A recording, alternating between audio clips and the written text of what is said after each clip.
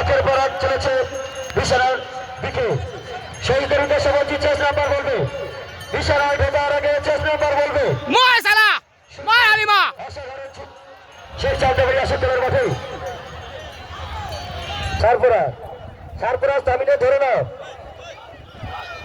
সারপুরা আগে ঘোরা আছে। হালিমা